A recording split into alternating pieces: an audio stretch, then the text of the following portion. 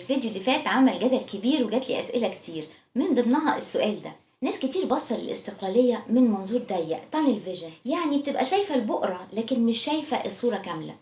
أولا الاستقلالية معناها ما يقتصرش على المرأة بس، دي حاجة مطلوبة وضرورية للست وللراجل. تاني حاجة، الاستقلالية مش معناها استقلالية مادية ومالية بس، احنا بنقصد بيها عكس الاعتمادية. لما اقول ست مستقله يعني مستقله في فكرها، في رايها، في شخصيتها، تعرف تحدد هي عايزه ايه، اهدافها ايه، احتياجاتها ايه، تقدر تاخد قراراتها من غير تردد، تعرف تتعامل مع افكارها ومشاعرها الغضبانه من غير ما تأفور، تعرف تعتني بنفسها وبامورها الشخصيه من غير ما تحتاج حد يمشي لها حياتها. واحده ثقتها بنفسها عاليه، عارفه ايه اللي تسمح بيه، عارفه ايه اللي ما تسمحش بيه. الشخصيه دي بتكون شخصيه ناجحه جدا في حياتها العمليه وحياتها الزوجيه. وهنروح بعيد ليه؟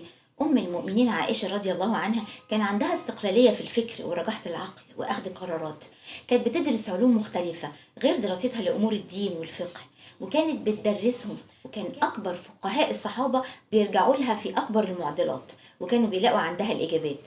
وكان الرسول عليه الصلاة والسلام بيستشيرها في أمور كتيرة، وكان العطاء بينهم كزوجين رايح جاي، فكانت شريك له أثر في حياة زوجها، وهو ده المطلوب. أما بقى بالنسبة للاستقلالية المالية، فلو دي موجودة فهي بتتوج صفاتك الجميلة وثقتك بنفسك وحرية أخذ القرارات في أمورك الشخصية. انت مش مستنية حد يقرر لك ايه المهم وايه اللي مش مهم ليكي، مش مستنية حد يقولك امتى هيجيب دي وامتى هيأجل دي.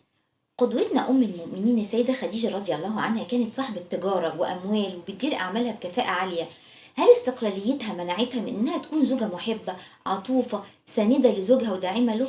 بالعكس، استقلالية المرأة عمرها ما كانت ولا هتكون مدمرة، ولا بتنقص من قيمة الرجل ولا من أهميته في حياة الست.